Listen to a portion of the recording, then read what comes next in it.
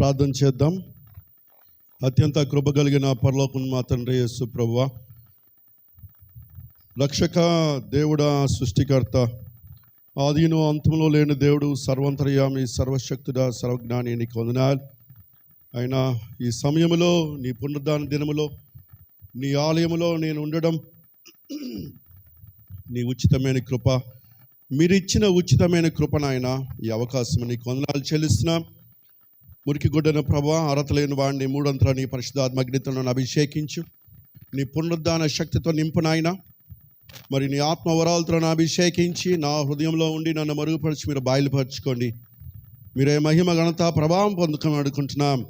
మీ స్వరం వినిపించండి ప్రభా. నీ మాటలు వింటున్నా మాకందరికీ మా హృదయాల్లో నీ పరిశుద్ధాత్మని కార్యము చేయండి. నీ సేవార్థమై మహిమార్థమై రాజ్యవ్యాప్తికి ప్రభా బలపరిచి నడిపించమని అడుగుకుంటున్నాం. చిన్న ప్రార్థన యేసు ప్రభు పేరట అతనియంతో వేడుకుంటూ ప్రార్థిస్తున్నాం తండ్రి. Praise the lord. దేవుని స్తోత్రం కలుగును గాక. సంతోషం. మరి మొదటిగా దేవునికి వందనాలు చెల్లిస్తున్నాను ఈ అవకాశం ఇచ్చినందుకు. తర్వాత మరి సేవక కుటుంబం, మరి నా ప్రియమైన సేవ కుటుంబం, మా కుటుంబానికి ఎంతో ప్రియులు, ఆప్తులు, మరి ఎంతో ప్రేమించేవారు. ఆహ్వానంకై నా హృదయపూర్వక వందనాలు చెల్లిస్తున్నాను. మరి మీ అందరికీ, సంఘమందరికీ నా హృదయపూర్వక వందనాలు చెల్లిస్తున్నాను. ప్రియులరా, మంచిది, దేవుని చిత్తమై ఉంది. అందరూ శ్రద్ధగా వాక్యము విందాం. ఓకే. మత్తయి సువార్త 4వ అధ్యాయము, మత్తయి సువార్త 4వ అధ్యాయము 1 నుంచి 11 వచనాల్లో మనము ధ్యానిద్దాం. ప్రియులరా, మత్తయి సువార్త 4వ అధ్యాయము 1 నుంచి 11 వచనాలు మనం ధ్యానిద్దాం చక్కగా.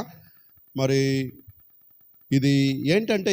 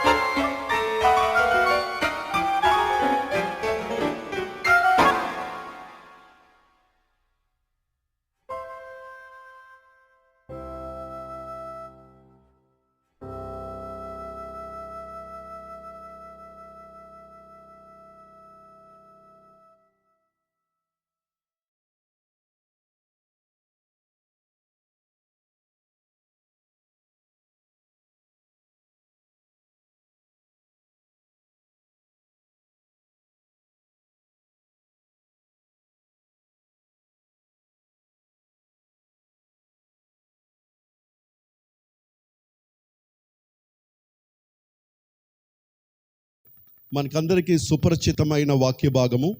మరి యేసు ప్రభువారు అరణ్యములో శోధింపబడుట అనే ఈ యొక్క వాక్య భాగములో నిక్షిప్తమై ఉంది. ప్రియులరా, జాగ్రత్తగా అందరూ వినాలి. మరి యేసు ప్రభువారు దేవుడు, యేసు ప్రభువారు దేవుడు. సాతాను ఎవరు? మరి సాతాను ఎవరు? అపవాది. ఓకే. దేవుడు ఇక్కడ ఏంటంటే ఇద్దరు కనిపిస్తున్నారు. ఒకడు దేవుడు, ఇంకోటి సాతాను. దేవుడు ఎవరంటే సృష్టికర్త. దేవుడెవరు? సృష్టికర్త. సాతాను సృష్టింపబడినది. సాతాను ఎవరు? సృష్టింపబడినది. అంటే creator versus creature, creator versus creature. మరి గమనించవలసింది ఏంటంటే సృష్టికర్త అయిన దేవుణ్ణి మరి సృష్టింపబడినది మరి శోధింపగలదా అని ప్రశ్న వేసుకుంటే అది ఎన్నటికీ జరగని పని. మనుషుల మధ్యలో మనుషులకి పోటీ పెట్టచ్చు కదండి, మనుషులకి పోటీ పెట్టచ్చు. ఒలింపిక్స్ అవుతున్నాయి, ఒలింపిక్స్లో మనుషులు పోటీ పడతారు, ఆటల పోటీలు ఉంటాయి, మనుషులకి మధ్యలో పోటీ ఉంటుంది. మరి సృష్టింపబడిన వాటి మధ్యలో పోటీ ఉండొచ్చు, కానీ సృష్టికర్తకు మరి సృష్టింపబడిన దానికి పోటీ ఉండదు. ఎందుకంటే సృష్టికర్త యొక్క శక్తి అనంతమైన శక్తి. సృష్టింపబడిన దాని యొక్క శక్తి ఇట్ ఈస్ లిమిటెడ్, అది కొంతే ఉంటుంది. కనుక ప్రియులరా, మరి యేసు ప్రభువుని సాతాను శోధించి మరి ఈ యొక్క వాక్య భాగంలో ఉంది. మరి యేసు ప్రభువు సాతాను యొక్క ఎందుకు మరి దేవుడు మరి సాతానుని తనను శోధించడానికి అనుమతించాడు? అర్థమైందా మీకు? గమనిస్తున్నారా? సృష్టికర్తను మరి శోధించడానికి అనుమతించాలి. దేవుడు అనుమతిస్తేనే సాతానుడు శోధిస్తాడు. ఏమండి? దేవుడు అనుమతించకపోతే శోధించలేడు. మరి ఎందుకు అనుమతించాడు సాతానుని శోధించడానికి? దేవుణ్ణి శోధించడానికి ఎందుకు అనుమతించాడు అంటే జాగ్రత్తగా గమనించాలి. యేసు ప్రభువు సాతాను యొక్క కుతంత్రాలని, సాతానుకి ఏమున్నాయండి? కుతంత్రాలు ఉన్నాయి, శోధించే విధానం ఉంది, వాడికి ఒక స్టైల్ ఉంటుంది, శోధించే స్టైల్ ఉంటుంది, దాడి చేసే విధానం ఉంటుంది, వాడికి మోసగించే విధానాలు ఉంటాయి.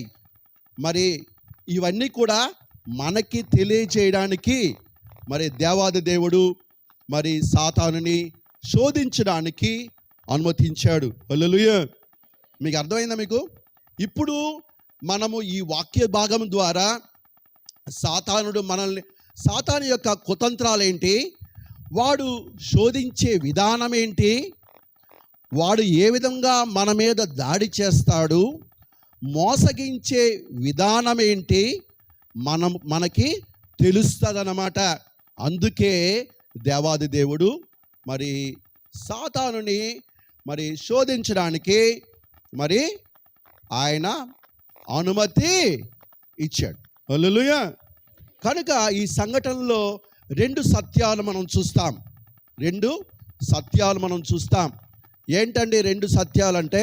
ఒకటి, దేవుని సత్యాలు ఉన్నాయి వేదాంత పరంగా, మరి లోతైన సత్యాలు ఉన్నాయి ప్రియులరా. కాబట్టి చాలామంది ఇక్కడ చదువుకున్న వారిలాగే కనిపిస్తున్నారు. మరి మీకు మరి చక్కగా అర్థమవుతుందని నేను అనుకుంటున్నాను. మొదటి శోధన చూచినట్లయితే 1 నుంచి 4 వచనాలు, మొదటి శోధన 1 నుంచి 4 వచనాల్లో చూస్తాం. మరి ఇక్కడ చూస్తే చూడండి, ఏమన్నాడు శోధకుడు ఏమంటున్నాడు యేసు ప్రభు వారితో?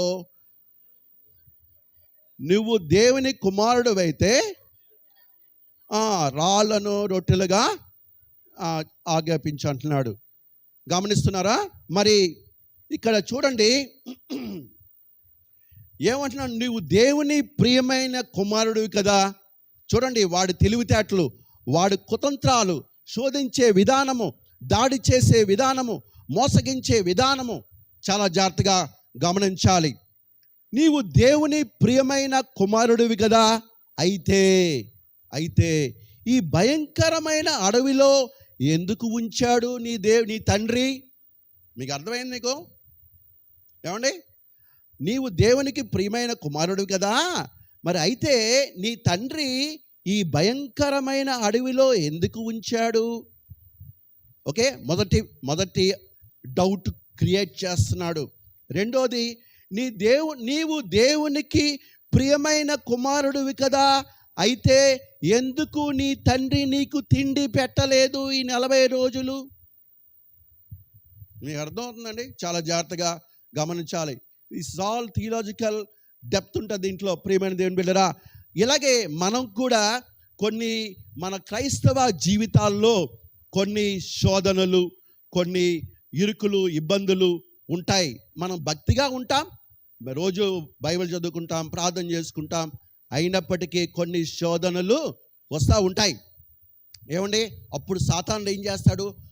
నువ్వు రోజు భక్తి చేస్తున్నావు కదా, బైబిల్ చదువుతున్నావు కదా, ప్రార్థన చేస్తున్నావు కదా, అరగంట ఆలయంలో ఆరాధిస్తున్నావు కదా, నీకెందుకు శోధనలు వచ్చాయి అంటాడు.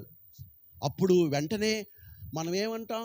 అవును కదా, నేను ఆలయంలో ఆరాధిస్తున్నాను, రోజు మరి ప్రార్థన చేస్తున్నాను, వాక్యం చదువుతున్నాను, దేవునికి ఇష్టమైనవే చేస్తున్నాను, మరి దేవుడు మరి ఎందుకు ఈ శోధనలు వచ్చాయి నాకు అనే ఒక డౌట్ వాడు క్రియేట్ చేస్తాడు. వెంటనే అనుకుంటాం, అయితే దేవుడికి నా మీద ప్రేమ లేదన్నమాట అని మనమే అనేసుకుంటాం.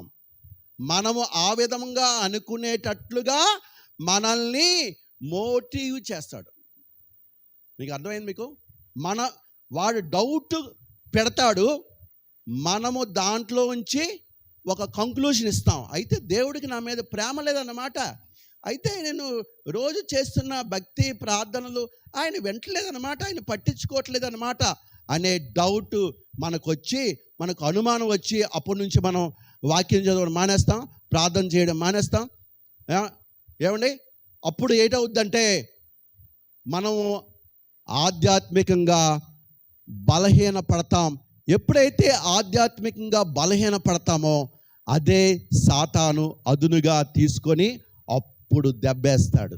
మీకు అర్థమైంది? మీకు వాడు డౌట్ మనలో పెట్టినప్పుడు మనము ఆధ్యాత్మికంగా బలంగా ఉన్నాము. ఎప్పుడైతే మనకి డౌట్ వచ్చిన తర్వాత మనము ప్రార్థనలో, వాక్య ధ్యానములో, ఆరాధనలో తగ్గించేస్తే మనము బలహీనపడినప్పుడు అప్పుడు మనల్ని సాతానుడు మన మీద దాడి చేస్తాడు. బలవంతుల మీద ఎవరైనా దాడి చేయగలరా? వారు బలహీనంగా ఉన్నప్పుడు దాడి చేయగలం.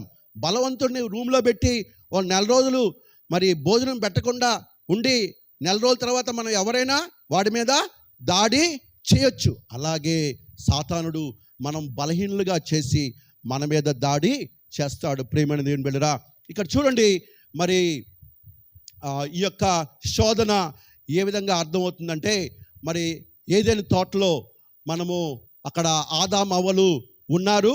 దేవుడు అన్ని పళ్ళు తినమన్నాడు, కానీ ఒక చెట్టు పండు తినొద్దన్నాడు. అక్కడ సాతాను వచ్చి ఏమన్నాడు అవ్వమ్మతో? ఏమన్నాడంటే, జాగ్రత్తగా వినండి, ఏమన్నాడు? దేవుడు అన్ని పనులు తినమన్నాడా అంటే అవ్వమ్మ ఏమంది? తినమన్నాడు. నిజంగా తినమన్నాడా? ఒక చెట్టు పండు తినొద్దన్నాడులే. అలాగన్నాడా? ఒక చెట్టు పండు తినొద్దన్నాడా? అయితే మరి మీ తండ్రికి మరి నీ మీద ప్రేమ ఉంటే ఒక చెట్టు పండు ఎందుకు తినొద్దంటాడు అని ఒక డౌట్ క్రియేట్ చేస్తాడు. అప్పుడు అమ్మమ్మ, అవును కదా, దేవుడికి నా మీద ప్రేమ ఉంటే అన్ని చెట్లు పళ్ళు తినమంటాడు కదా, ఒక చెట్టు పండు ఎందుకు తినొద్దంటాడు అని అవ్వమ్మ గారు ఆ సాతాను పెట్టిన డౌట్ని డెవలప్ చేసి దేవుడి మీద తిరగబాటు, అంటే సొంత దేవుడి చిత్తము కాకుండా, దేవుడు చెప్పింది కాకుండా తన సొంత చిత్తం, తన ఇష్టం వచ్చినట్టుగా ప్రవర్తించి దేవుని ఆజ్ఞకు అవిధేయురాలై ఉండడం వల్ల మరి ఎంత కష్టం వచ్చిందండి. అవ్వమ్మకు కష్టం వచ్చిందా? ఈరోజు ఆలయంలో ఎక్కడ? అందుకే ఉన్నాం, అంతే కదా. అవ్వమ్మ అప్పుడు పాపం చేయకపోతే ఇప్పుడు ఈరోజు ఆలయంలో ఉంటామా? ఏమండి? ఏదైనా తోటలో ఉండేవాళ్ళు. ఏమండి? హల్లెలూయా, హల్లెలూయా. కనుక తెలుసుకోవాల్సిన పాయింట్ ఏంటంటే, ఇక్కడ సాతాను యేసుప్రభు వారికి ఒక సలహా ఇస్తున్నాడు. ఏం సలహా ఇస్తున్నాడు అంటే, మరి నీ సొంత అవసరాలకు నీ దైవిక శక్తులు వాడుకో. యేసుప్రభువుకి శక్తులు ఉన్నాయని సాతానుకి తెలుసు. సాతాను యేసుప్రభు వారికి సలహా ఇస్తున్నాడు. ఏంటంటే సలహా అంటే, మరి నీ అవసరాలు ఉన్నాయి కదా, ఇప్పుడు నీకు ఆకలేస్తుంది, మరి ఈ రాళ్ళని రొట్టెలుగా చేసుకో, నీ దైవిక శక్తిని వాడుకొని రాళ్ళని రొట్టెలుగా చేసుకో అని సాతానుడు ఒక సలహా ఇస్తున్నాడు. ఎవరికి? యేసుప్రభు వారికి. గమనించాలి, ఇక్కడే కొన్ని పాయింట్స్ మీకు చెప్పాలనుకుంటున్నాను ప్రియమైన దేవుని బిడ్డరా. ఇక్కడ కొన్ని విషయాలు నేను చెప్పాను, మీరు విన్నారు జాగ్రత్తగా. అందరూ జాగ్రత్తగా వినరని నాకు తెలుసు, నేనేం కంగారు పడను. కొంతమందే వింటారు ఎక్కడైనా సరే, ఆ కొంతమందికి ఈ వాక్యము బాగా అర్థమవుతుంది ప్రియులరా. మరి గమనించాలి, ఎప్పుడైతే మనము మన యొక్క శారీరకమైన అవసరాలను ఆధ్యాత్మికమైన అవసరాల కన్నా ముందు పెడతామో అది పాపము అనేది ఒక పాయింట్ మీరు తెలుసుకోవాలి. ఎంతవరకు మీకు అర్థమవుతుందో మాకు తెలియదు, కానీ మరి చూడండి, ఎప్పుడైతే మనము మన యొక్క శారీరకమైన అవసరాలను ఆధ్యాత్మికమైన అవసరాల కన్నా ముందు పెడతామో, ముందు మనము దేవునికి స్థానం ఇవ్వాలి. ముందు మనకి ఎవరికి స్థానం ఇవ్వాలి? దేవునికి స్థానం ఇవ్వాలి. తర్వాత మన అవసరాలకి స్థానం ఇవ్వాలి. ముందు మన అవసరాలకి స్థానం ఇచ్చి దేవుడికి తర్వాత స్థానం ఇస్తే అది పాపము అని దేవుని వాక్యము సెలవిస్తుంది ప్రియమైన దేవుని బిడ్డరా. అర్థమవుతుంది నేను చెప్పింది? ముందు దేవుని యొక్క మరి ఆధ్యాత్మికమైన అవసరాలు, దేవుని యొక్క అవసరాలకి ముందు మనము స్థానం ఇవ్వాలి, తర్వాత మన అవసరాలు మనకి స్థానం ఇవ్వాలి. అర్థమైందా మీకు? కనుక ఎప్పుడైతే మనము మన అవసరాలు ముందు చేసుకుంటామో, దేవుని యొక్క అవసరాలు తర్వాత స్థానం ఇస్తామో అది పాపమని దేవుని వాక్యం సెలవిస్తుంది. అందుకే దేవుని రాజ్యాన్ని, నీతిని మొదట వెతుకుడి, అప్పుడు మీకు అన్నీ కూడా దేవుడు అనుగ్రహిస్తాడు. మన అవసరాలు ముందు తీసుకుంటే అప్పుడు మీ అవసరాలన్నీ తీరుస్తాయని వాక్యం చెప్తుందా? ఏమని చెప్తుంది? దేవుని నీతిని, రాజ్యాన్ని మొదట వెతికితే మన జీవితంలో అన్నీ కూడా దేవుడు ఇస్తాడు ప్రియులరా. మరి రెండో పాయింట్ ఏంటంటే, దేవుని చిత్తము చేయడానికి బదులుగా మన చుట్టూ ఉన్న పరిస్థితులను, మన ప్రవర్తనను మార్చడానికి అనుమతిస్తే అది పాపము అని అంటుంది రెండో పాయింట్. అంటే అర్థం ఏంటంటే, మనం ఈ లోకములో ఉన్నప్పుడు, సపోజ్ మీ స్నేహితుల మధ్య ఉన్నారు, లేకపోతే మీ బంధువుల మధ్యలో, లేకపోతే మీరు ఎక్కడైనా ఉన్నారు, వాళ్ళు ఏదేదో మరి లోకరీతిగా జీవిస్తున్నారు. ఏమండి? లోకరీతిగా వాళ్ళు జీవిస్తున్నారు. మీరు దేవుని బిడ్డలు, మీరు దేవుని బిడ్డలు. అయితే లోకరీతిగా జీవిస్తున్న వారి మధ్యలో మీరు ఉన్నారు. మరి అప్పుడు వాళ్ళతో మీరు రాజీ పడితే, వాళ్ళు చేస్తున్న పనులు మీరు చేస్తుంటే ప్రియులరా, అప్పుడు అది పాపము. మీకు అర్థమైందా? మీరు ఎవరి మధ్యలో ఉన్న యవనస్తులు, మీ కాలేజీల్లో ఉండొచ్చు, మీ స్కూల్స్లో ఉండొచ్చు, మీ మధ్యన లోకస్తులు ఉంటారు. వాళ్ళు సినిమాలు చూస్తూ ఉంటారు, బూతులు ఆడుతూ ఉంటారు. పాపం అంటే వాళ్ళకి ఇష్టం, లోకరీతిగా జీవించడం అనేది ఇష్టం. మీరు దేవుని బిడ్డలు, దేవుణ్ణి సొంత రక్షకుడిగా అంగీకరించిన బిడ్డలు, మీరు పరిశుద్ధులు. అర్థమైందండి? ఎందుకంటే మన దేవుడు పరిశుద్ధుడు, మనం పరిశుద్ధంగా ఉన్నాం. కానీ మనం లోకంలో ఉన్నాం.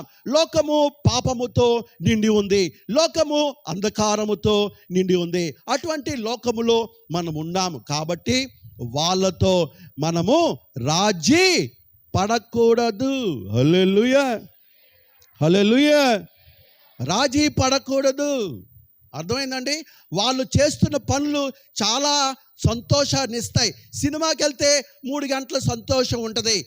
చాలా మరి లోకరీతిగా మరి ఎన్నెన్నో సంతోషాలు ఉన్నాయి, లోకరీతిగా ఎన్నెన్నో సరదాలు ఉన్నాయి, లోకరీతిగా ఎన్నెన్నో సుఖాలు ఉన్నాయి, లోకరీతిగా ఎన్నో వ్యసనాలు ఉన్నాయి, లోకరీతిగా ఎన్నో సంతోషాలు ఉన్నాయి. అవన్నీ నేను చెప్పాల్సిన అవసరం లేదు, మీకు నాకన్నా బాగా తెలుసు.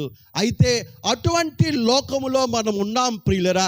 మరి అటువంటి లోకములో మనం ఉన్నాం. మనం ఎవరమి? దేవుని పిల్లలము. దేవుడు మనల్ని పిలిచాడు. దేవుడు ఈ లోకము నుంచి వేరు చేశాడు. దేవుడు మనల్ని ఆయన కొరకు ప్రత్యేకించుకున్నాడు. మనము పరిశుద్ధులము. మన దేవుడు పరిశుద్ధుడు కనుక లోకములో ఉన్న వాటితో మనము రాజీ పడకూడదు. హల్లెలూయా, హల్లెలూయా.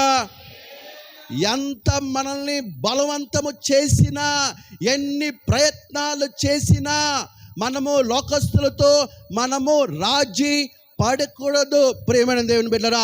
ఎందుకంటే మన దేవుడు మారని దేవుడు. మన దేవుడు మారని వాడు. ఆయన ప్రేమ మారదు, ఆయన వాక్యము మారదు. నిన్న నేడు నిరంతరము ఆయన మారని వాడై ఉన్నాడు ప్రియులరా. కనుక మనము కూడా మారకూడదు. ఎవరితోనైనా ఉండండి, ఎక్కడైనా ఉండండి, మనము మారకూడదు. ఎందుకు మారకూడదంటే మన దేవుడు మారకూడదు, మారనివాడు. మన దేవుడు మారనివాడు. మన మొబైల్స్ అప్డేట్ అవుతాయి. ఏమండి? మన మొబైల్స్ అప్డేట్ అవుతాయి, మన ల్యాప్టాప్స్ అప్డేట్ అవుతాయి.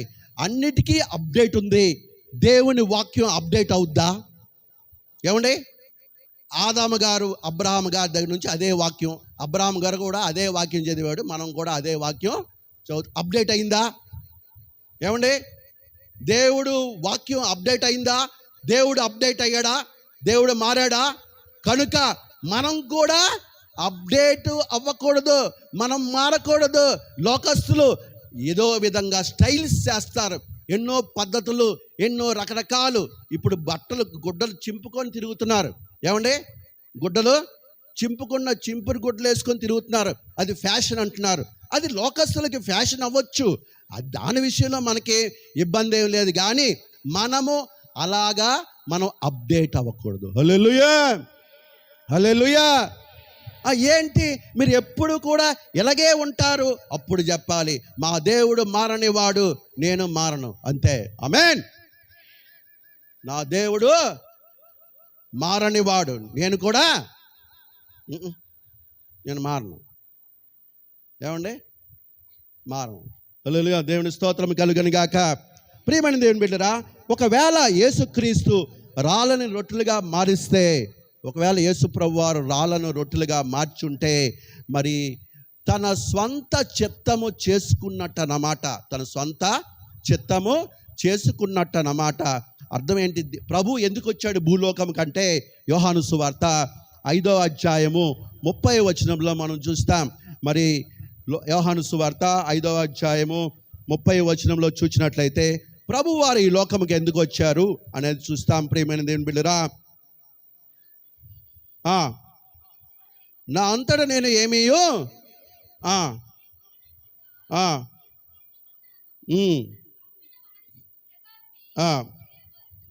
ఆమేన్, హల్లెలూయా. నన్ను పంపిన నా తండ్రి చిత్తమే నేను ఈ లోకములో చేస్తాను. హల్లెలూయా. ఎక్కడ ఉండండి, ఏ పరిస్థితుల్లో ఉండండి, ఎవరితోనైనా ఉండండి, ఎటువంటి ప్రదేశంలో ఉండండి, అది కాదు పాయింట్. పాయింట్ ఏంటంటే మనము దేవుని చిత్తము మాత్రమే చేయాలి. మనం ఇష్టం వచ్చినట్టు మనము చేయకూడదు. దేవుని బిడ్డలు వాళ్ళు ఇష్టం వచ్చినట్టు చెయ్యరు. దేవుని బిడ్డలు వాళ్ళు దేవుని చిత్తం మాత్రమే చేస్తారు. మీరు అనొచ్చు, అల్లాలు క్రైస్తవులేనండి, వాళ్ళు ఇష్టం వచ్చినట్టు చేస్తారండి. చేసుకోవచ్చు, వాళ్ళు దేవుని బిడ్డలు కాదన్నమాట. నిజ క్రైస్తవులు వేరు, క్రైస్తవులు వేరు. క్రైస్తవులు వేరు, నిజ క్రైస్తవులు వేరు. నిజ క్రైస్తవులు అంటే దేవుని చిత్తము మాత్రమే చేస్తారు, దేవునికి ఇష్టమైంది మాత్రమే చేస్తారు.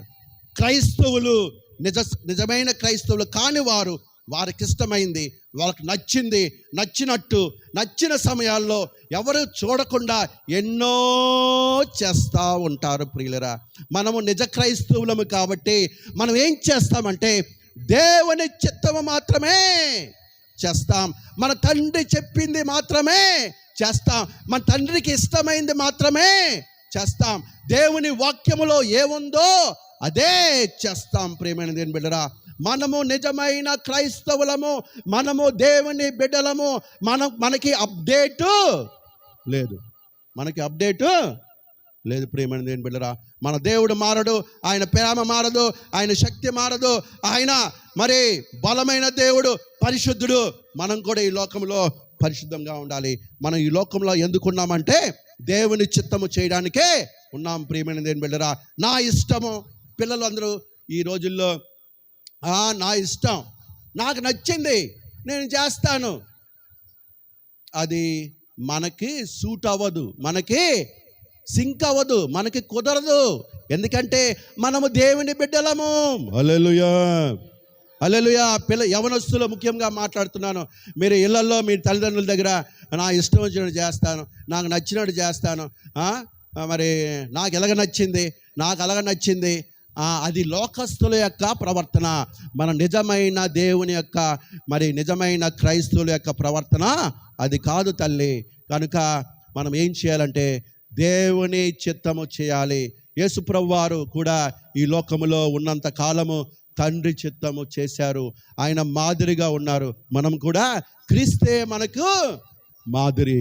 ఎవరినో చూసి మీరు మాదిరిగా మీరు వెంబడించాల్సిన అవసరం లేదు. కరెక్టే, ఈ రోజుల్లో అనేకులు వివిధ రకాలుగా ఉన్నారు, కానీ ఉంటారు, అది లోకము కాబట్టి. కానీ మనకి మాదిరి ఎవరంటే మన ప్రభువే. హల్లెలూయా, హల్లెలూయా. మరి ప్రభు ఏమన్నాడంటే ద్వితీయోపదేశకాండము 8:3 వాక్య ఖడ్గముతో సాతాన్ని ఓడించాడు. మనుష్యుడు రొట్టె వలన మాత్రము కాదు కానీ దేవుని నోట నుండి వచ్చు ప్రతి మాట వలన జీవించును అంటున్నాడు. ప్రియమైన దేవుని బిడ్డరా, కనుక మరి దేవుని వాక్యాన్ని మనము ఆహారముగా వాడుకోవాలి. హల్లెలూయా. దేవుని వాక్యాన్ని మనము ఆహారముగా వాడుకోవాలి. దేవుని వాక్యానికి విధేయత చూపించాలి. దేవుని వాక్యానికి ప్రాముఖ్యమైనదిగా మనం చూడాలి. ప్రియమైన దేవుని బిడ్డరా, దేవుని వాక్యము విలువైనది, శక్తి కలిగినది, 2 అంచుల గల ఖడ్గము కలిగింది. ప్రియమైన దేవుని బిడ్డరా, దేవుని వాక్యం మనకు ఆహారముగా ఉండాలి. అందుకే అది ఏ విధముగా అనేది మరి దేవుని వాక్యాన్ని మనం ఏ విధంగా భుజిస్తామండి, దేవుని వాక్యానికి మనం ఏ విధంగా విధేయత చూపిస్తామండి అని నన్ను ప్రశ్న అడిగితే దానికి సమాధానం ఒకటే నేను చెప్తాను. ఏంటంటే ప్రియులరా, మరి దేవుని సన్నిధిలో సమయము గడిపితే దేవుడే నీకు దానికి సమాధానం చెప్తాడు. హల్లెలూయా, హల్లెలూయా. దేవుని వాక్యాన్ని ఏ విధంగా భుజించాలి, దేవుని వాక్యానికి ఏ విధంగా విధేయత చూపించాలి అని మనము ఒక ప్రశ్న వేస్తే దానికి సమాధానం ఏంటంటే దేవుని సన్నిధిలో సమయం గడిపినప్పుడు, ఆయన సహవాసములో మనము ఉన్నప్పుడు ప్రియమైన దేవుని బిడ్డరా, దేవుడు మనకు నేర్పిస్తాడు, మనకు బోధిస్తాడు.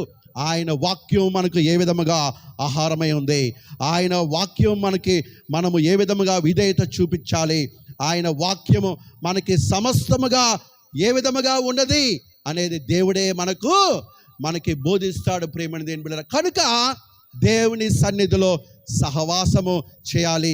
దేవుని సన్నిధిలో చూడండి, ఖాళీ సమయాల్లో మీరు ఏం చేస్తూ ఉంటారు అనేది గమనిస్తే అడిగితే ఎక్కువగా మీరు ఒకప్పుడైతే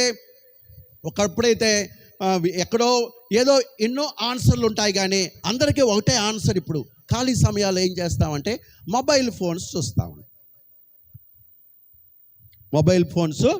చూస్తాం, అదే ఆన్సరు. కనుక ప్రియమైన దేవుని బిడ్డలారా, మొబైల్ ఫోను దేవుడు కాదు కదా. ఏమండి, దేవుడితో సమయం గడిపితే మనకి ఆశీర్వాదము, దేవుడితో సమయం గడిపితే మనకి రక్షణ, దేవునితో సమయం గడిపితే మనకి ఏమండి నడిపింపు ఉంటుంది. ప్రియమైన దేవుని బిడ్డలారా, ఒక పాయింట్ మీకు చెప్తాను, ఇది మీకు బాగా అర్థమవుతుంది అనుకుంటున్నాను. ఎప్పుడైతే యేసు ప్రభుని మనం సొంత రక్షకుడిగా అంగీకరిస్తే, అందరూ సొంత రక్షకుడిగా అంగీకరించాం కదా యేసు ప్రభుని. ఎంతమంది ఇక్కడ సొంత రక్షకుడిగా అంగీకరించారు ప్రభుని? హల్లెలూయా, హల్లెలూయా. ఈ పాయింట్ జాగ్రత్తగా గమనించండి. చాలా ఆటం బాంబు లాంటి పాయింట్ మీకు చెప్తున్నాను, గుర్తుపెట్టుకోండి. ఏ పాయింట్? ఆటం బాంబు లాంటి పాయింట్. Okay, right. ఎప్పుడైతే యేసు ప్రభువుని సొంత రక్షకుడిగా అంగీకరించామంటే వెంటనే దేవాది దేవుడు మనకి తండ్రిగా ఉండడం మొదలు పెడతాడు. హల్లెలూయా. మీకు అర్థమైంది? మీకు ఎప్పుడైతే యేసు ప్రభువుని మనం సొంత రక్షకుడిగా అంగీకరించామో దేవాది దేవుడు మనకి తండ్రిగా మరి ఉండడానికి మొదలు పెడతాడు. మరి మొదలుపెట్టిన తర్వాత మరి నెక్స్ట్ ఏంటండి చెప్పండి? నెక్స్ట్ మనకి ఆయన తండ్రిగా ఉండడానికి కొనసాగించాలి. ఏమండి? పెళ్ళయింది, భార్యాభర్తలు, పెళ్ళైన తర్వాత భార్యాభర్తలు అంటాము. భార్యకి ఇష్టం వచ్చినట్టు భార్య చేస్తుంటే భర్తకి ఇష్టం వచ్చినట్టు భర్త చేస్తే ఆ వివాహం కొనసాగుతుందా? చెప్పండి, నాకు తెలియదు. కొనసాగుతుందా? చెప్పండి, కొనసాగుతుందా? కొనసాగదు. ఓకే, మనకి ఎలాగా అది మనకు ఒక ఎగ్జాంపుల్ ఉంది. అలాగే ప్రభు యేసుక్రీస్తుని మనం సొంత రక్షకుడిగా అంగీకరించాం కాబట్టి దేవాది దేవుడు మనకు తండ్రిగా ఉంటాడు. మరి ఆయన కొనసాగాలంటే, తండ్రిగా కొనసాగాలంటే ఏం చేయాలి? మనం ఏం చేయాలంటే దేవుని వాక్యానికి విధేయత చూపించాలి. దేవుని వాక్యము చెప్పినట్టుగా మనం నడుచుకుంటూ ఆయనతో సహవాసము చేయాలి. అప్పుడు ఆయన దేవుడిగా ఉండడానికి కొనసాగుతాడు. హల్లెలూయా. ఒకవేళ దేవునితో సహవాసము చేయకుండా దేవుని వాక్యానికి విధేయత చూపించకపోతే తండ్రిగా మనకు కొనసాగడు అనే సత్యం తెలుసుకోండి అమ్మా. నిజంగా గుర్తుపెట్టి అర్థమైందా? ఎప్పుడైతే బాప్తిజం తీసుకుంటారో ఆలయంకి వెళ్ళిపోతాం, అన్నీ చేస్తూ ఉంటాం, కానీ దేవునితో సహవాసము చేయము. మొబైల్స్తో సహవాసం చేస్తాం, ఎవరో మరి మన స్నేహితులతో సహవాసం చేస్తాం. మరి దేవుని వాక్యానికి విధేయులుగా ఉండరు, సొంతంగా వాళ్ళు నచ్చినట్టు చేస్తారు. ఇప్పుడు చెప్పండి, అలాంటి వాళ్ళు ఇక్కడ ఉంటే మీకు దేవుడు తండ్రిగా ఉండడానికి కొనసాగించటలేదు. నా తండ్రి అని భ్రమలో ఉండకండి. ఎందుకంటే మీరు వాక్యానికి విధేయత చూపించలేదు, ఆయన సహవాసములో ఉండలేదు. మీరు మొబైల్స్లో సహవాసం చేస్తున్నారు, మీరు నచ్చినట్టు మీరు జీవిస్తున్నారు. మీకు పరమ తండ్రి మీకు తండ్రిగా కొనసాగట్లేదు. ఎప్పుడైనా సడన్గా మీరు ఏదైనా గబుక్కని ఏదైనా ప్రమాదం కానీ రోగము, జబ్బు, వ్యాధి, కష్టము, ఇరుకు, ఇబ్బంది వస్తే దేవా అంటే ఏమంటాడు తెలిసినా? వెళ్ళి మొబైల్ దగ్గరికి వెళ్ళు, నీ స్నేహితులతో ఎంత సమయం గడిపావు కదా వాళ్ళ దగ్గరికి వెళ్ళు అంటాడు. అప్పుడు ఏం చేస్తారు? మీరు ఏం చేస్తారు? అప్పుడు పాస్టర్ గారి దగ్గరికి వచ్చి, పాస్టర్ గారు నాకు ఒంట్లో బాధండి, ప్రార్థన చేయండి, ఏదో కానుకిచ్చి అంటే పాస్టర్ గారిని డబ్బులు ఇచ్చి కొనేద్దామని డబ్బులు ఇచ్చేస్తే ఆయన ప్రార్థన చేస్తారు. ప్రార్థన చేస్తే మీకు జబ్బు తగ్గిపోతుంది అనుకుంటున్నారా? ఎందుకంటే ఎవరు ప్రార్థన చేసినా స్వస్థపరిచేవాడు దేవుడే, ఎవరు ప్రార్థన చేసినా రక్షించేవాడు దేవుడే, ఎవరు ప్రార్థన చేసినా ఆదుకొని ఆదరించి ప్రేమించేవాడు దేవుడే. మీకు ఆయనకి సంబంధం లేనప్పుడు ఆయన మీకు ఎలాగ రక్షిస్తాడు, ఎలాగ స్వస్థపరుస్తాడు, ఎలాగ ఆదుకొని ఆదరిస్తాడు? భ్రమలో జీవించకండి. కనుక ఈ రోజు నుంచే మనం చేయవలసింది ఏంటంటే దేవునితో సహవాసము చేయండి, మొబైల్స్తో కాదు. ప్రియమైన దేవుని బిడ్డ, మీ ఏ వయసులో ఉండండి, నాకు సంబంధం లేదు. మొబైల్స్తో సంబంధం కాదు, దేవుని సన్నిధిలో సహవాసం చేయండి. దేవుని వాక్యానికి మీరు విధేయులుగా ఉండండి. రెండో శోధన ఏంటంటే మరి యేసుప్రభు వారు మరి ఏమన్నాడు? మొదటి శోధనలో ఏమన్నాడు? మొదటి శోధనలో యేసుప్రభు వారు నోట వంట చూడండి ఏంటన్నాడు? మనుషుడు రొట్టె వల్ల మాత్రం కాదు కానీ దేవుడు నోట అంట వచ్చి ప్రతి వాట వల్ల జీవించడని నిర్గమాకాండం కాదు, ద్వితీయోపదేశ కాండము 8వ అధ్యాయంలో ఉన్న 3వ వచనముని ఆయన చెప్పాడు. ఆయన అర్థమైందా? ద్వితీయోపదేశ కాండము 8వ అధ్యాయము 3వ వచనాన్ని చెప్పాడు. అప్పుడు వెంటనే సాతాను ఏమన్నాడు? ఓహో, దేవుని వాక్యాన్ని చెప్పావా, అయితే నేను కూడా దేవుని వాక్యం చెప్తాను అని రెండవ శోధనలో ఏమన్నాడంటే మరి సాతాను శోధన అని ఇది గుర్తించడానికి చాలా కష్టంగా ఉంటుంది. చూడండి, సాతాను శోధనలు గుర్తించడం చాలా కష్టము. మొదటి శోధనలో ఆయన గుర్తించడం కష్టం, కానీ రెండో శోధనలో ఇంకా ఎక్కువ కష్టం. ఎందుకంటే సాతానుడు కూడా దేవుని వాక్యాన్ని చెప్తున్నాడు ఇక్కడ. మరి చూడండి ఎందుకంటే సాతాను కూడా దేవుని వాక్యాన్ని వాడాడు. ఓహో, నువ్వు దేవుని వాక్యము ద్వారా జీవిస్తున్నావు అన్నమాట. దేవుని వాక్యముతోనే దాడి చేయడానికి వాడు ప్లాన్ చేస్తాడు. ప్రేమని నేను బిడ్డరా, నువ్వు దేవుని వాక్యముతోనే నిన్ను వాడు దాడి చేయడానికి ప్లాన్ చేస్తాడు. గమనించాలి. అప్పుడు ఏం చేశాడంటే, మరి యేసు ప్రభు వారిని కిద్రోను వాగు మరి 500 అడుగుల ఎత్తులో ఉన్న ఆలయం శిఖరంలోకి తీసుకెళ్ళిన తర్వాత అక్కడ మరి ఏమన్నాడంటే, ఇక్కడి నుంచి గెంతు అని ఏ వాక్యాన్ని కోట్ చేశాడంటే చూడండి, 91వ కీర్తన 11, 12 వచనాల్లో ఆయన కోట్ చేశాడు. ఏంటంటే, మరి జాగ్రత్తగా గమనించండి. నువ్వు నిజంగా దేవుని వాక్యము నమ్మిన వాడవైతే గెంతు, చూద్దాం నీ తండ్రి నిన్ను కాపాడుతాడేమో చూద్దాం అంటున్నాడు. ప్రియమైన దేవుని బిడ్డరా, గమనిస్తున్నారా?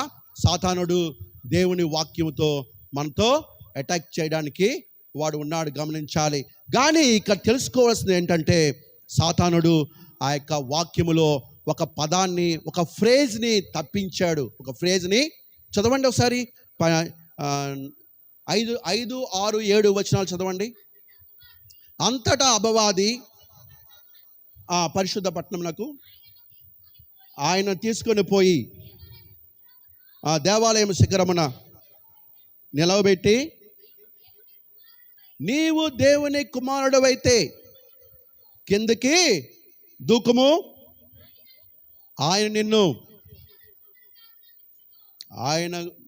నిన్ను గూర్చి తమ దూతలకు ఆజ్ఞాపించును, నీ పాదములకు రాయి తగలకుండా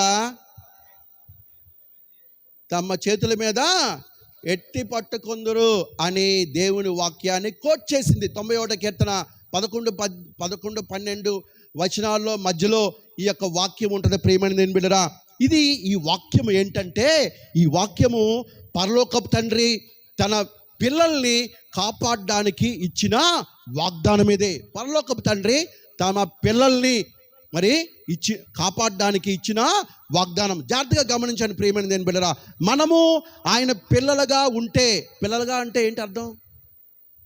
పిల్లలుగా అంటే, దేవుని పిల్లలంటే అర్థం ఏంటండి? చెప్పాలి, దేవుని పిల్లలకు చెప్పాలి, సమాధానం చెప్పాలి. దేవుని పిల్లలమంటే ఏంటి అర్థము? దేవుని చిత్తము చేయువారే దేవుని పిల్లలు. ఇక్కడ ఎంతమంది ఉన్నారండి దేవుని పిల్లలు? చేతులు ఎత్తారా ఎవడైనా? దేవుని పిల్లలు అంటే ఎవరు? అందరూ చేతులు ఎత్తారు. దేవుడి స్తోత్రం, హల్లెలూయా. చాలా సంఘాల్లో నేను ప్రసంగం చేశాను, కానీ దేవుని పిల్లలు అంటే చాలామంది చేతులు ఎత్తలేదు. ఇక్కడ అందరూ చేతులు ఎత్తున్నారు. దేవుడి స్తోత్రం, గట్టిగా హల్లెలూయా చెప్దాం. హల్లెలూయా, హల్లెలూయా. దేవుడు మిమ్మల్ని, మీ సంఘాన్ని బహుగా దీవించి ఆశీర్వదించును గాక. మీరు దేవుని పిల్లలు కాబట్టి మీ మార్గం అంతట్లో అమ్మాయిలు, ముఖ్యంగా అమ్మాయిలు బయటికి వెళ్తే ఆ తల్లిదండ్రులకి గడగడగడలాడుతుంటుంది. వెళ్ళేటప్పుడు వచ్చేటప్పుడు ఏమో మరి మీ విషయంలో ఎక్కడ అలాగ, కానీ మాకు అలాగే ఉంటుంది.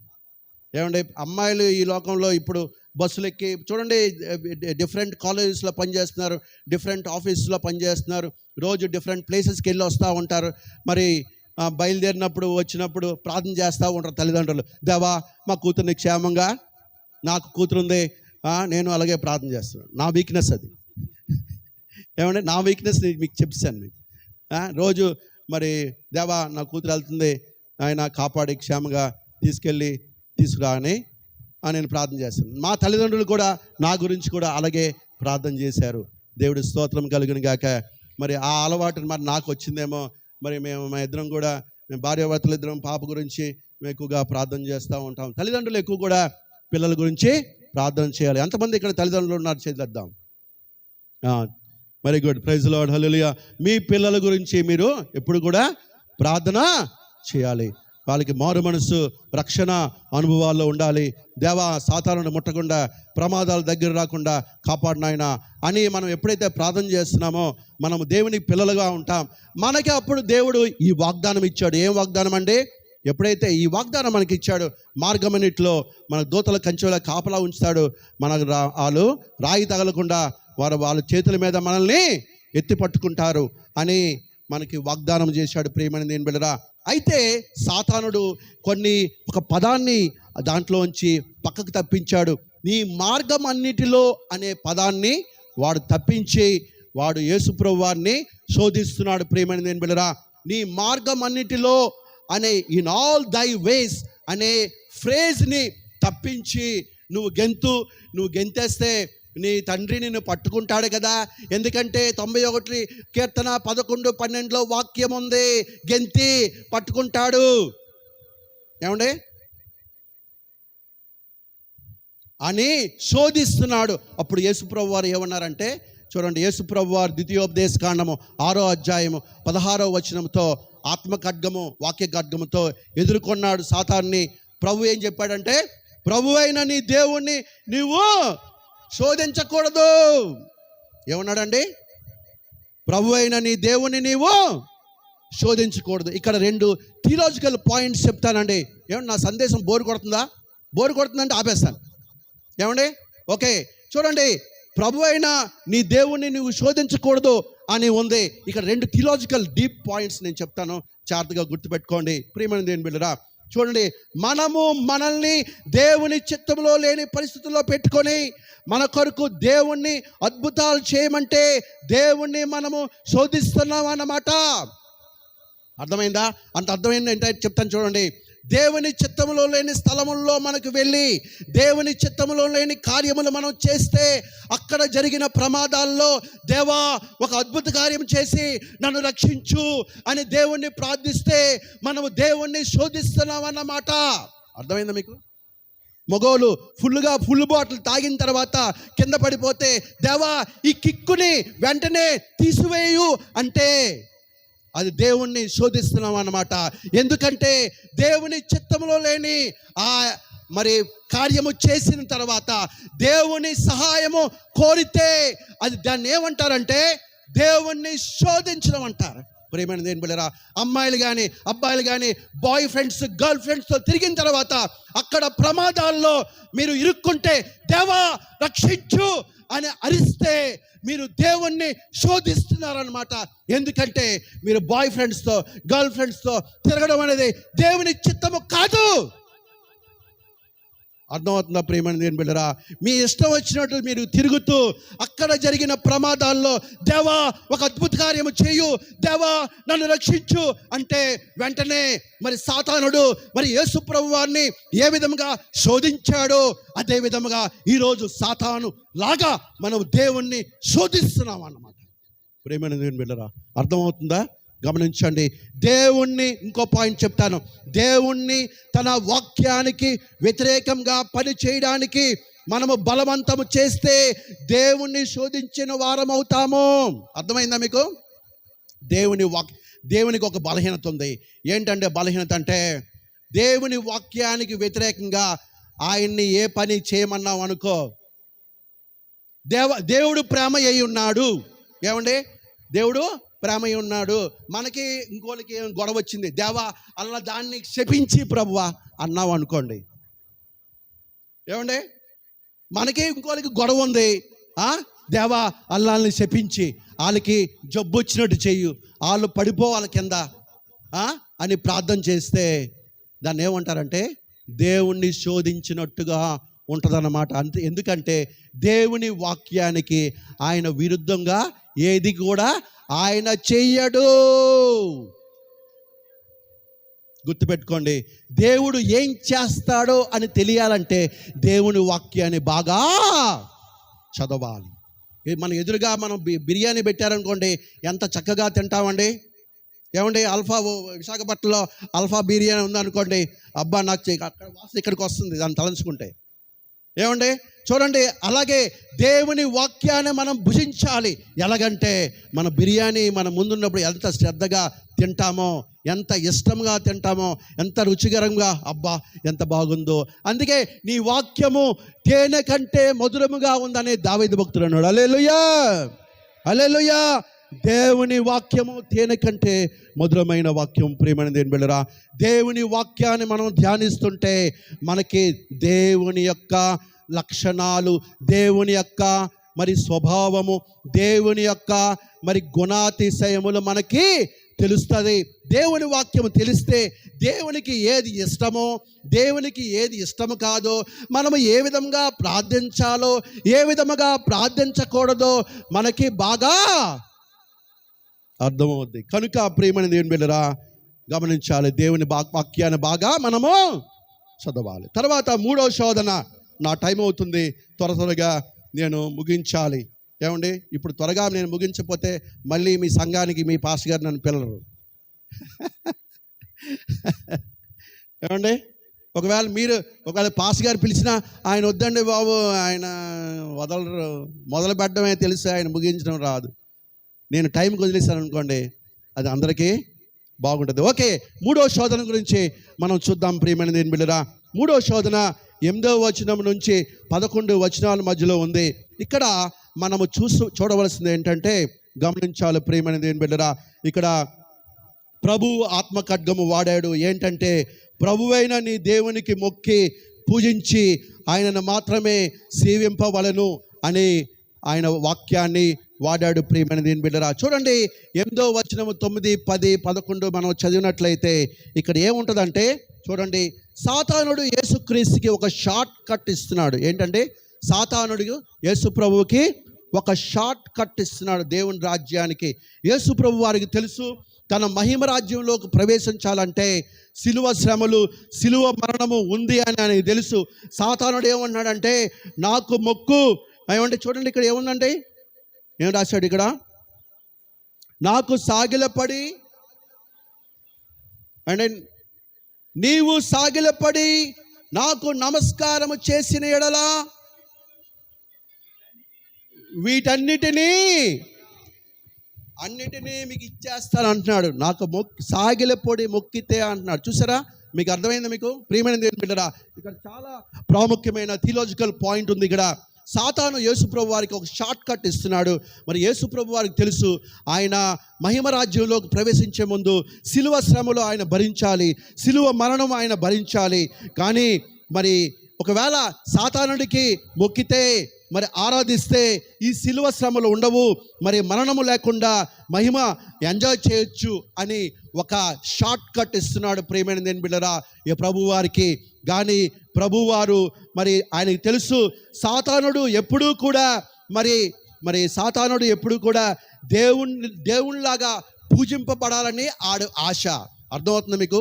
సాతానుడు ఎప్పుడు కూడా దేవుళ్ళలాగా పూజింపబడాలనే వాడికి కోరిక. సృష్టికర్తకు బదులుగా సృష్టిని పూజించుట అనేది ఒక అబద్ధము. మరి ఈ లోకములో ప్రస్తుతము ప్రపంచాన్ని ఏలుతుంది ఏంటంటే సృష్టికర్తను ఆరాధించకుండా సృష్టిని ఆరాధిస్తున్నారు ప్రియులరా. అర్థమవుతుందా? ఈ లోకములో జరుగుతున్న అబద్ధ కార్యం ఏంటంటే సృష్టికర్తను ఆరాధించకుండా సృష్టిని. ప్రియమైన దేవుని బిడ్డలారా, గమనించండి, దేవుని చిత్తానికి షార్ట్ కట్స్ లేవు. దేవుని చిత్తానికి షార్ట్ కట్స్ లేవు. దేవుని మహిమలో పాలిభాగస్తులు కావాలంటే శ్రమలలో పాలిభాగస్తులు అవ్వాలి. హల్లెలూయా. చూడండి, 1 పేతురు 5వ అధ్యాయం 10వ వచనం చూద్దాం. 1 పేతురు 5వ అధ్యాయం 10వ వచనం, దేవుని చిత్తానికి షార్ట్ కట్స్ లేవు. దేవుని మహిమలో పాలిభాగస్తులు కావాలంటే శ్రమలలో పాలిభాగస్తులు కావాలి. ప్రియమైన దేవుని బిడ్డలారా, గనుక గుర్తుపెట్టుకోవాలి, మనకి శ్రమలు అవసరము. శ్రమలు ఎందుకండి మనకి అంటారా? శ్రమలు ఎందుకండి మనకంటారా? ప్రియులరా, ఎవరైనా అనగలరా శ్రమలు ఎందుకని? ఒక తల్లి అనగలదా? గర్భిణీతో ఉన్న ఒక తల్లి అనగలదా ఎందుకండి ఈ శ్రమలని? ఏమండి, శ్రమలు ఎందుకండి అని అనగలదా ఒక తల్లి? ఇక్కడ చాలామంది తల్లులు ఉన్నారు, అనగలరా? శ్రమలు ఎందుకండి నాకు అనగలరా? ప్రియులరా, కనుక దేవుని చిత్తానికి షార్ట్ కట్స్ లేవు. దేవుని మహిమలో పాలిభాగస్తులు కావాలంటే శ్రమలలో పాలిభాగస్తులు అవ్వాలి. హల్లెలూయా. 1 పేతురు 5:10 చదవండి ఒకసారి. ఏమండి, తన నిత్య మహిమకు క్రీస్తునందు మిమ్మును పిలిచిన సర్వ కృపానిధి యొక్క దేవుడు కొంచెం కాలము శ్రమ పడిన పిమ్మట, హల్లెలూయా హల్లెలూయా, కొంతకాలము ఈ లోకములో మనకు శ్రమలు ఉన్నాయి ప్రియమైన దేవుని బిడ్డలారా. మనకి శ్రమలు అలవాటే, కొత్త పదము కాదు, కొత్త మాట కాదు. శ్రమలు అన్నిట్లో శ్రమలు ఉన్నాయి. హల్లెలూయా. చదవాలంటే శ్రమ, పరీక్షలకు ప్రిపేర్ అవ్వాలంటే శ్రమ, ఉద్యోగం కోసం కాంపిటేటివ్ ఎగ్జామ్స్కి ప్రిపేర్ అవ్వాలంటే శ్రమ. ఏమండి, అంతే కదా. అన్నిటికీ శ్రమలు ఉన్నాయి. మనకి శ్రమ అంటే కొత్తదేమీ కాదు, మనకి సుపరిచితమైందే.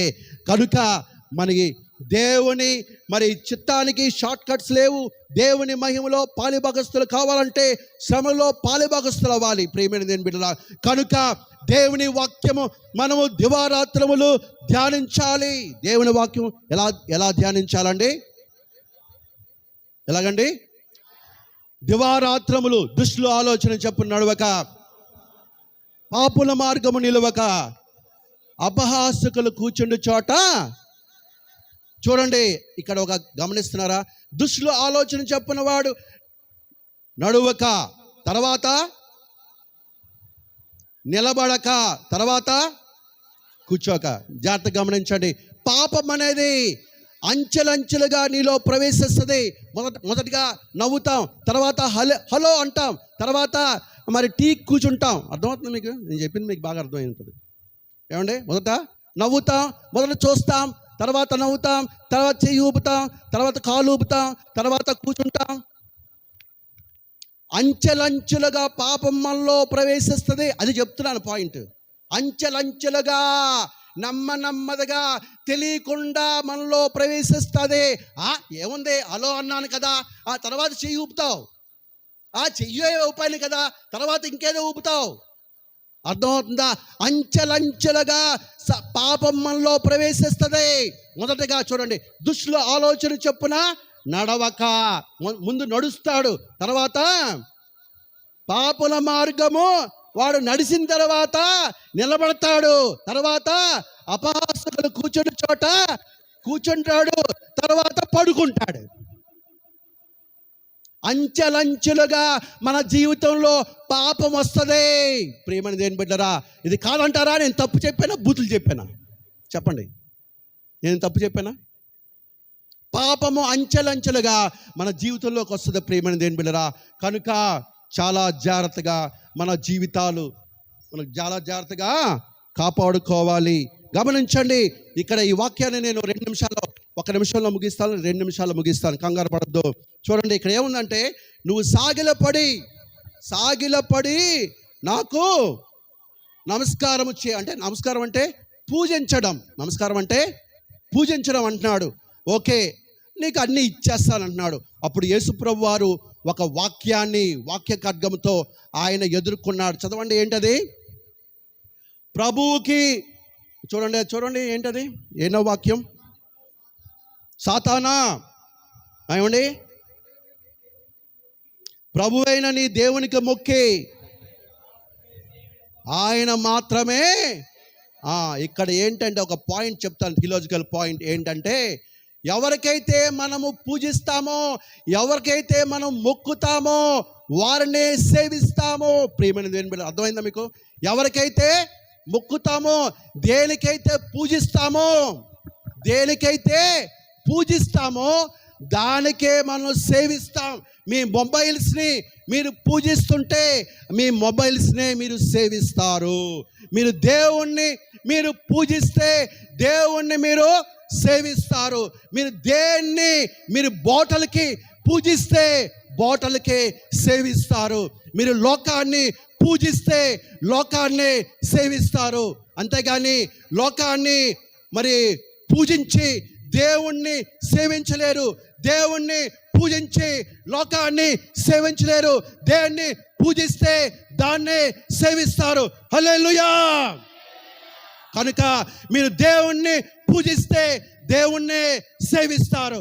కనుక మనం ఎవరిని సేవించాలి, ఎవరిని పూజించాలి చెప్పండి? మనం దేవుణ్ణి పూజించాలి. ఎందుకు అంటే మనం దేవుణ్ణి సేవిస్తాము. ఎవరిని పూజిస్తే వాళ్ళని సేవిస్తాము.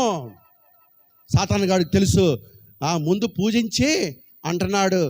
పొరపాటున పూజించేస్తే సేవ కూడా ఆడికే చేయాలి.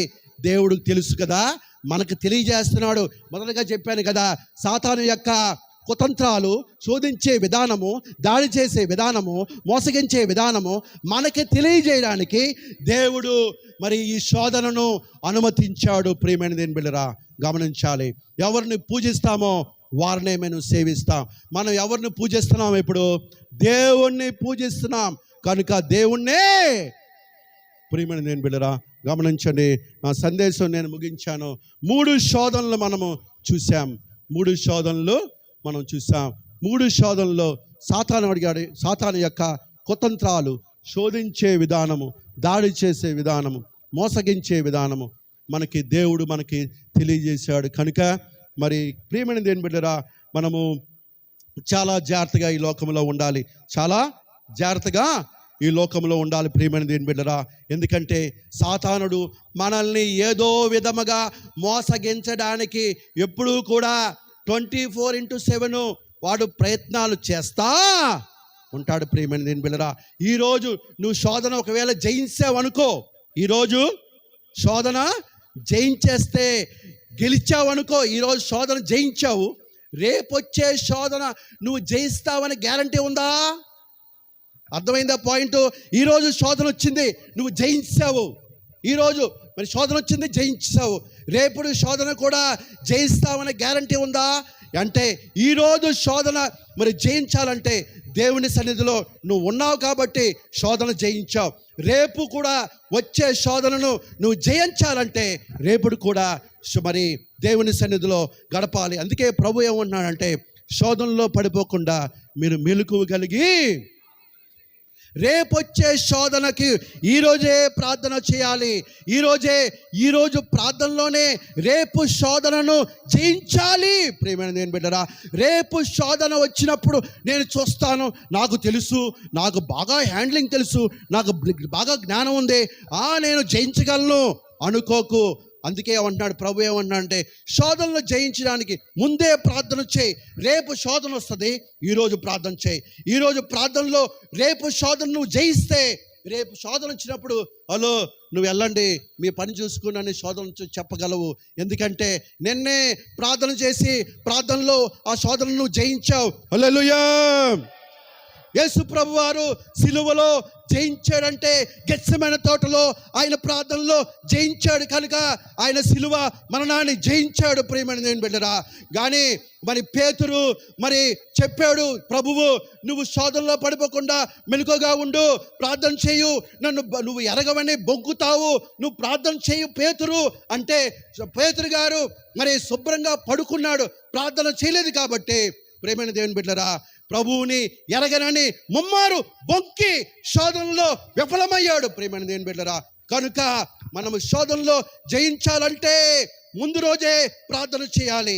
రాబో శోధనలో మనం జయించాలంటే అది యవనస్తులు కానీ, కుర్రోడు కానీ, చిన్నపిల్లడు కానీ, పెద్దోళ్ళు కానీ, ముసలోళ్ళు కానీ. ముసలోళ్ళు అనొచ్చు, మాకు శోధనలు ఏంటండి, ముసలైపోయాము అనుకోవచ్చు, కానీ ముసలోళ్ళకి తగ్గ శోధనలు ఉన్నాయే. మంచం మీద ఉన్నవాడికి తగిన శోధనలు ఉన్నాయి, వాడు బంగిరేవాడికి సంబంధించిన శోధనలు ఉన్నాయి, ఏ వయసుకు సంబంధించిన శోధనలు ఈ లోకములో ఉన్నాయి. ఎందుకంటే సాతానుడు ప్రతి ఒక్కరిని నరకంలోకి తీసుకెళ్లాలన్న వాడి ఉద్దేశం. వాడు వెళ్ళడని వాడికి తెలుసు, మనల్ని కూడా వాడు నరకంలో తీసుకెళ్లాలని వాడి ప్లాన్. ప్రియమైన దేవుని బిడ్డలారా, కనుక రేపు వచ్చే శోధనలో ఈరోజు ప్రార్థనలో మనం దాన్ని జయించాలి. అట్టి కృప ఆ దేవాదేవుడు మనకందరికీ సమృద్ధిగా అనుగ్రహించును గాక. ఆమేన్, ఆమేన్. ప్రార్థన చేద్దాం. అత్యంత కృప కలిగిన పరలోకమున్న మా తండ్రి యేసు ప్రభువా, నీకు వందనాలు. నాలో ఉండి మీరు మాట్లాడిన మాటలు ప్రతి ఒక్కరి హృదయంలో నీ పరిశుద్ధాత్మ కార్యం చేయండి. అయినా నీ సేవార్థమైన మహిమార్థం రాజ్యవాదికి బలపరచు నడిపించి మీరే మహిమ ఘనత ప్రభావం పొందుకొని ఈ సమయం ఇచ్చావు, నీకు వందనాలు. ఈ సమయం ప్రభా నీ సేవకుల ద్వారా ప్రభా నాకు అనుగ్రహించావు. నీ సేవకుల కుటుంబాల్ని ఆయన తండ్రి వాళ్ళ సేవా పరిచయాల్ని ఆయన సమృద్ధిగా దీవించి ఆశీర్వదించు. సంఘాన్ని దీవించు, నీ రెక్కలతో సంఘాన్ని కప్పు. వాళ్ళు చేస్తున్న సేవని ప్రభా ఆయన 5 రొట్టెలు 2 చేపలుగా ఆశీర్వదించి మనం వేడుకుంటున్నాం. మీరే మహిమ ఘనత ప్రభావం పొందుకోండి. తిరిగి ప్రభా నీ చిత్తమైతే మరొకసారి నీ ఆలయంలోకి నేను తీసుకురమ్మని వేడుకుంటూ చిన్న ప్రార్థన యేసు ప్రభు పేట అతినియంతో వేడుకుంటూ ప్రార్థిస్తున్నాం తండ్రి. ఆమేన్ ఆమేన్ ఆమేన్. Praise Lord. అందరికీ మీకు వందనాలు. Praise Lord. ఈ సమయం ఇచ్చిన దేవాదేవునికి, సంఘ కాపరులకు, సంఘ కాపరుల యొక్క కుటుంబానికి నా హృదయపూర్వక వందనాలు చెల్లిస్తున్నాను. ప్రైజ్. మీ అందరికీ ఓపికగా విన్నందుకు మీ అందరికీ నా వందనాలు చెల్లిస్తున్నాను. ప్రైజ్.